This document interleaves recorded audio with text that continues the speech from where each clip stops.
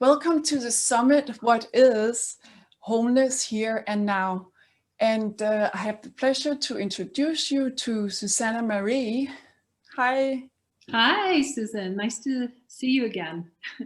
Yeah, thank you. And I'm glad that we managed to meet again here online. You were in Seattle the last few years, and I went to your retreats, and that's how I know you. And it was just wonderful retreats where we really dig into who we are. And so that's what I also want to talk about today. Sure.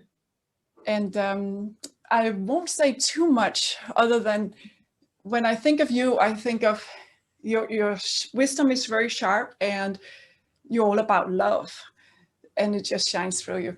So yeah, maybe you can speak about what is the love, the awareness we are, and it's available, it's here, it's now. Yeah, can you speak about that? Yeah, I'm happy to. So, isn't it interesting that we call going back home to ourselves a spiritual journey, and that it takes effort in a way to arrive back to what is so obviously always been here, and it takes effort, it takes attention, it takes willingness to stop and be still long enough to arrive, to rest, to open to the moment. Yeah, to open. Such a natural thing. It's such a natural, ordinary, truly ordinary thing to open oneself to being here. But the conditioning and the attention that's been we've been trained to place attention outside of ourselves since we're little, right? On objects that we're paying attention to. We give our focus to these outward leaning objects, and we lose ourselves in the world. And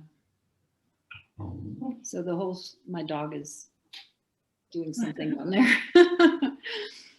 And so it's like we almost have to be retaught how to be what is really our birthright.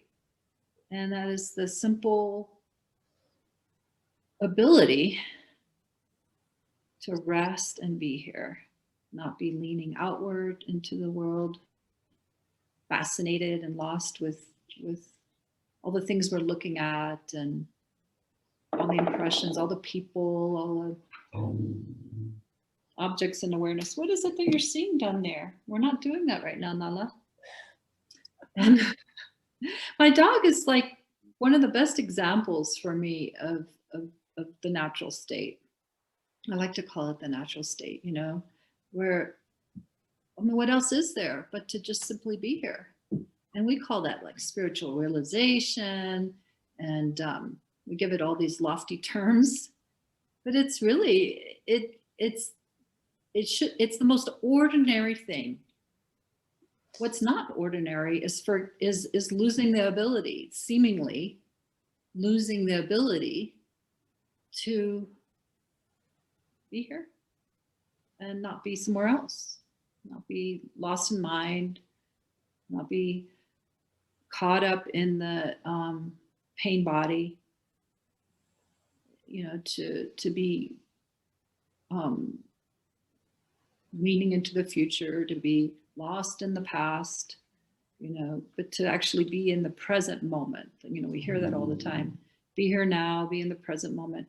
But it takes work,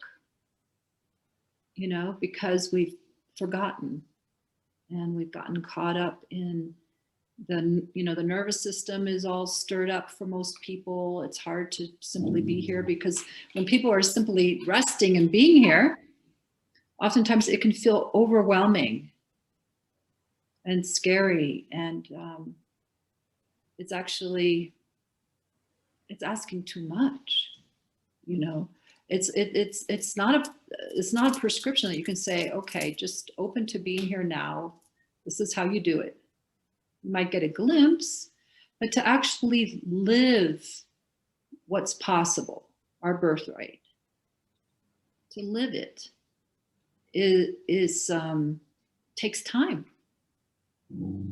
It takes an unwinding of all the things that is making us feel like we can't, in a safe way, stop, lean back into ourselves, settle in, you know. In Zen, they call it the backward steps. You lean back into yourself and then open to what is. How can one do that?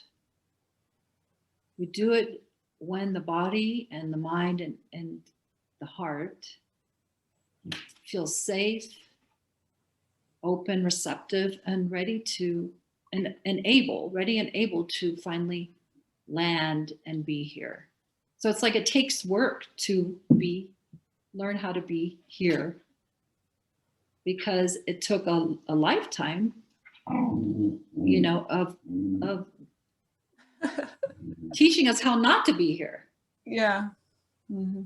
You know, people, well-meaning parents, teachers, everybody, the whole collective consciousness, you know, is all kind of just leaning out of itself into the world of form, as if we're going to find ourselves out here.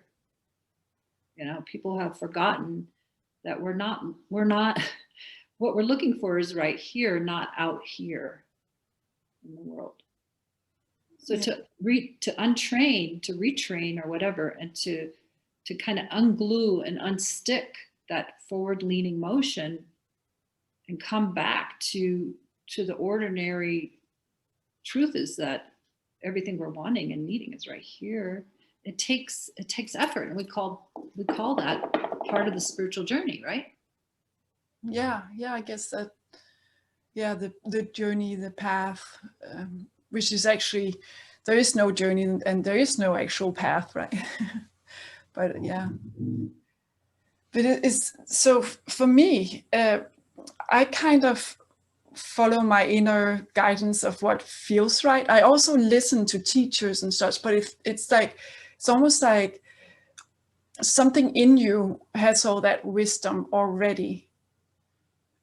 And if you're open to that, somehow it'll take you where you need to go, although you don't have to go anywhere because you're already here. Yeah. Yeah. Well, that in my opinion, to get to the place that where you're at in terms of, well, where you were at, because now you're further along, but to initially trust that and listen to,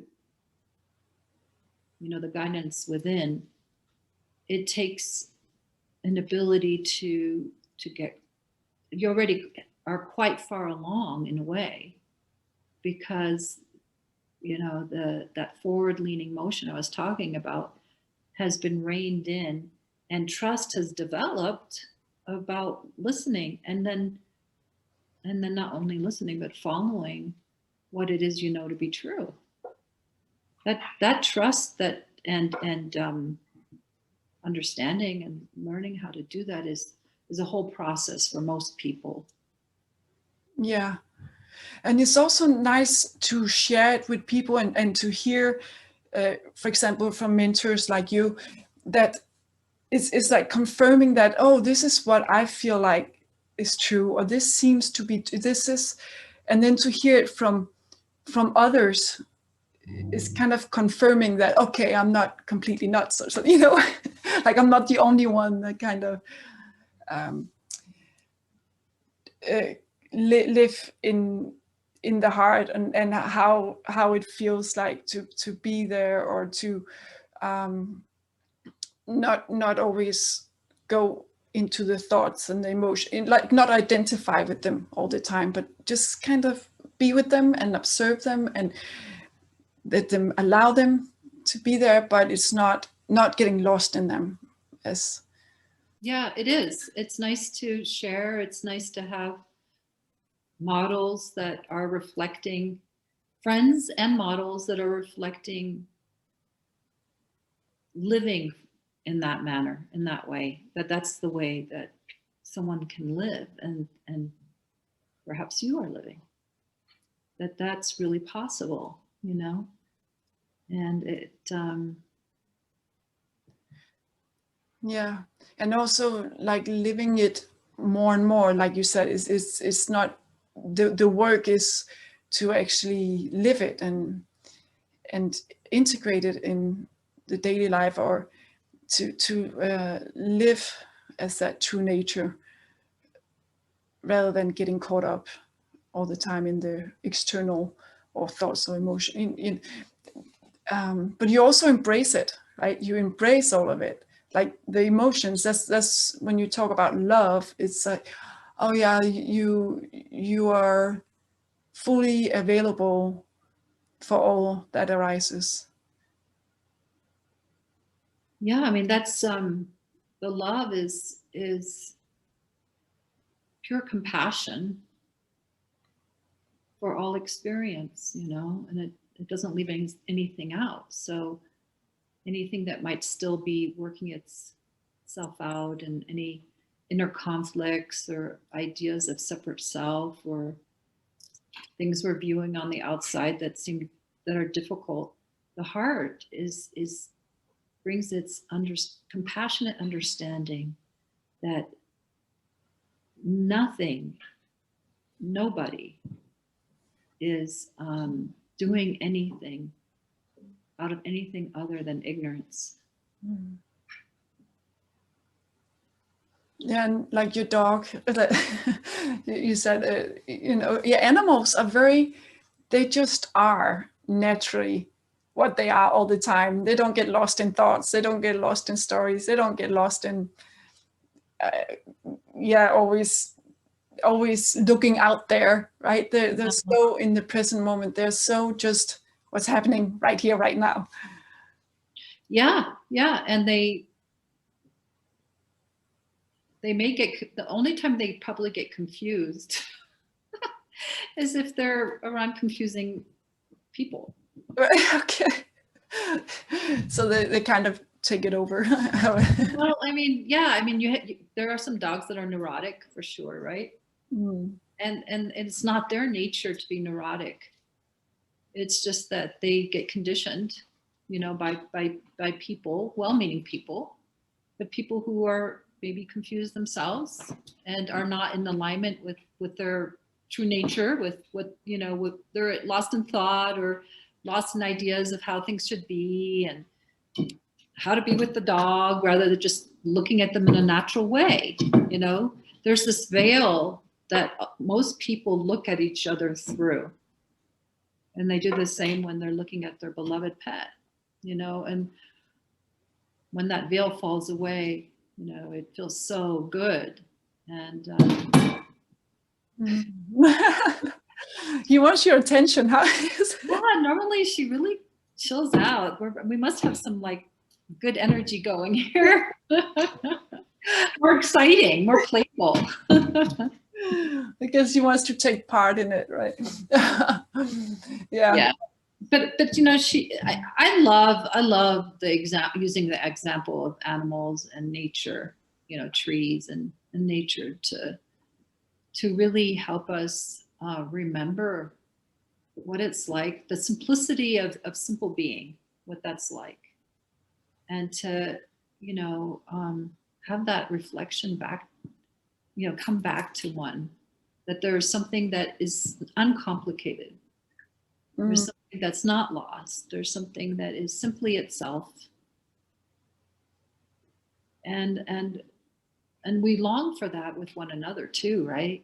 We long for that connection with a person, not just with beautiful animals and lovely nature. We long for that with this complicated human being kind of experience, to have that meaning and not be lost in thought or seeing one another through a veil of projection, you know, Yeah. and to allow two people or others to be together, to, you know, just simply be together, and in an uncomplicated, unmanufactured way. I mean, I think that's what we really long for. Yeah. Yeah. It's like the resting is relaxing, is resting. And you can, that I like the word uncomplicated, right? Because it seems very easy in a way and natural. So yeah. Yeah, I mean, you have children, you know what that's like, and Mhm. I have children too, and now they're grown. But it's like, you know, to me, my kids are still like, we still have this you know, kind of natural way together. Even though children, as they grow up, they develop a sense of self, right? It's part of the growing up thing. We have to have a sense of self. And that sense of self is, it's the ability to reflect and to think about oneself and to bring understanding to what's our experiences. she's opening the curtain. No, wait. She's like Houdini today. Like, we have to show the people. We have to show the people who this is. Who is this little masked woman dog, female dog? Hello. Yeah. So children, you know, and which is ourselves, you know, at one point we arise and we're just kind of in this merged experience of oneness, and then we develop a sense of self as babies, and that continues. And it's all destined, you know, it's part of the plan. It's consciousness plan to differentiate, to be able to have a sense of self, so that it knows it's not you, and you know, doesn't bump up against things. And then not only that, but to be able to be self-conscious, there has to be an ability to reflect on experience, right? Self-consciousness is a self-reflecting kind of mechanism. Yeah. And so that's the development of what some people may call ego. A lot of people vilify ego, which I don't do. And but it's there's really no reason, and I think that's part of like the collective tragedy. There's really no reason to completely forget who we are. I think that if and we can start that movement now, all of us, everybody who's listening, you know, is that, you know, to be with one another and with children in a way that recognizes and values their individuality and their developing sense of self, even, and acknowledging that it makes one feel separate. You know, that's part of what co-arises with the sense of self, is feeling separate. But at the same time, being able to, you know, reflect back, and you're still that wholeness, you know, but you don't have to say it, but just through, you know, the wisdom of one's own wholeness, viewing them. And through that, they can, you know, a possibility, and it has happened throughout time, and it is the possibility of individuation taking place without the existential crisis of feeling completely lost and forgetting our essence. Yeah. Yeah. Yeah. So in a way, it could be very simple. It is very simple. Mm-hmm. But somewhere it's not, because we're 7 billion people, and so many, most of us are in that separation, living as we are separate, and there's so much frustration in the world because of that, I think, right? So Yes, yeah, and frustration and extreme pain, existential crisis, and then as you know, it shows up in a way where we hurt one another, we mistreat the earth because we've forgotten that she's part of us, we come from her. We forget that we're all interconnected, so we hurt one another. So the crisis is extreme. Yeah. Yeah. And that's the difference also from animals, right? That we are self-aware, whereas the animals don't know that. A dog doesn't know it's a dog, right? And so that's the big difference between human beings and animals, nature. Yeah. Yeah. It doesn't have the ability, as far as we know, and there may be some animals, they say, like dolphins, we don't know actually. But as far as we know, we're the only beings that can self-reflect and look at ourselves. But we are also the beings that are messing up, climate change and all that. So it's like, okay, what are we doing wrong, right?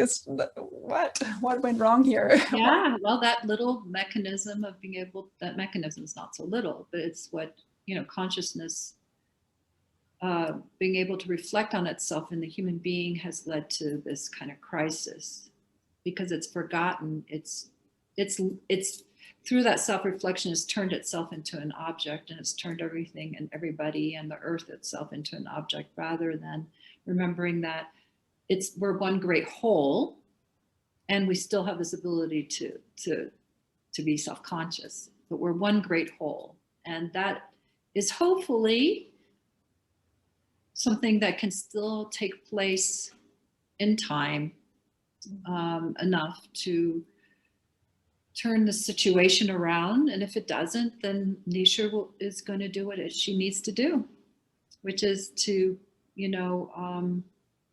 hopefully take care of herself and take care of all the innocent creatures. So it's not right for this kind of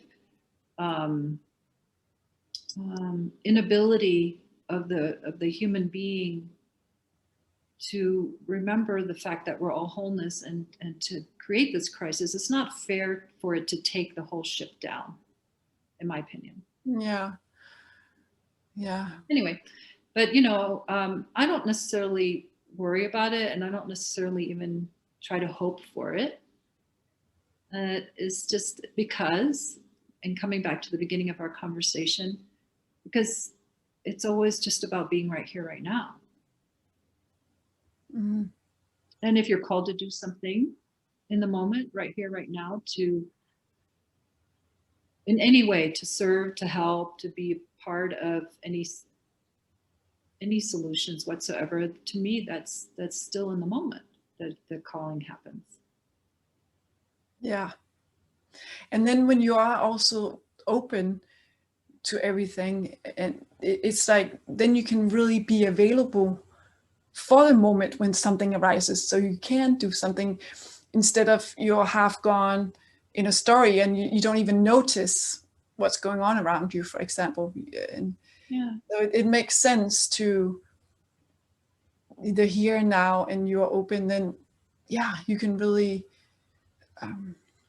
change the world. Not change the world, but you can be available for what you can serve right here, right now. Exactly. You're whatever way you feel like contributing. Yeah. Whether it's continue to work on remembering your own wholeness and being loving and kind to those around you as much as possible. That's a beautiful thing, to nurture and care for as much as possible for any being that comes into your sphere.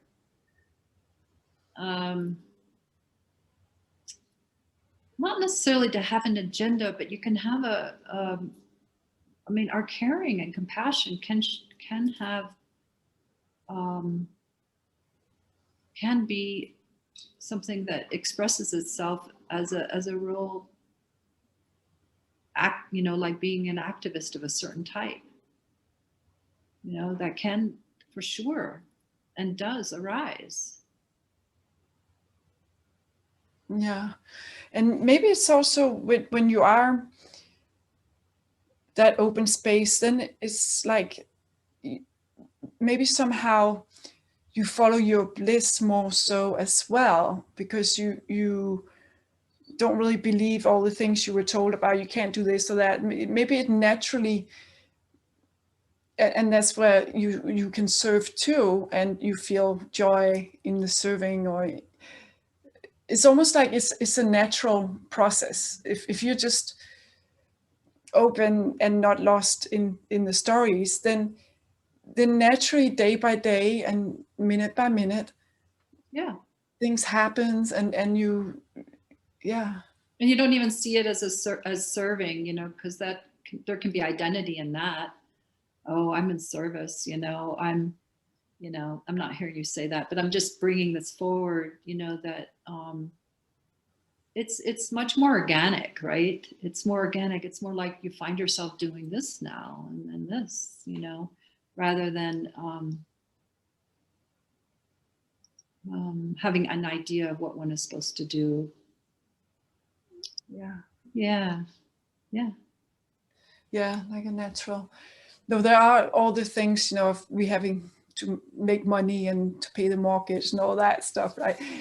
So it seems like that's very time consuming, but it doesn't mean that you can't just be open and present, even if you do things you don't like to do, and when things happen in life that you don't like, it's you're just as open to that in the moment, and then I don't Yeah. know if transformation happens. I don't know what your experience is about that. Have you seen a transformation happening throughout the years? Oh, a lot of transformations. Yeah, because there are all these different kind of understandings that take place over time. You know, the different hooks of our where our fear may lie, and that can inhibit us from being really here. Like ideas of well, how am I going to pay the mortgage? And might be a hook um, of you know, some kind of angst and fear might come in about livelihood, which is understandable. But slowly we're meant to, you know, relax and trust more, and still be guided to do the work that's necessary, you know, as needed. But the tension that surrounds the doing, as the doer falls away, as the one who imagines that they are the one doing all this, kind of relaxes, and what takes the place of that is life doing, you know. And so life taking more center stage rather than the separate self, the imagined separate self that arises out of that ability to reflect on ourselves, which turns us into an object that creates a feeling of being a separate self. That is very scary. Talk about having existential angst, because that one doesn't really have any real substance, because we're not an object to ourselves.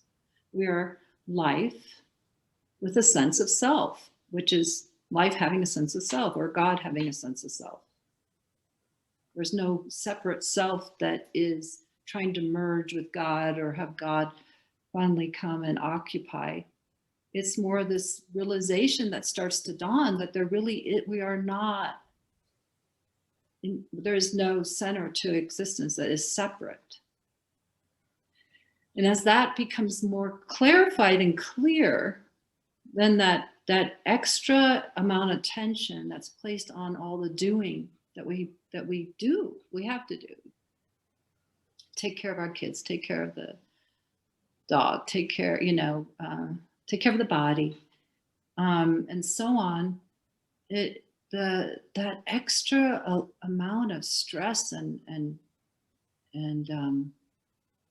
that comes with feeling like we're the ones responsible. The personal will is making this happen.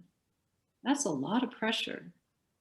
And that's why most people are so deeply unhappy and stressed and anxious. It's not because of all the things we have to do to make this thing happen. There are moments, of course, that will be more stressful. If you have someone you love who's sick, or you're not well, right? Or the roof is leaking and you don't have the money. There are real true moments of crisis, no doubt. But that extra amount of feeling like we're the doer that overlays this experience is what's creating the most of the pain of life, the suffering, as we call it. Yeah. Yeah. Wow. Yeah. Well, thank you, Susanna. It's been, Yes. yeah.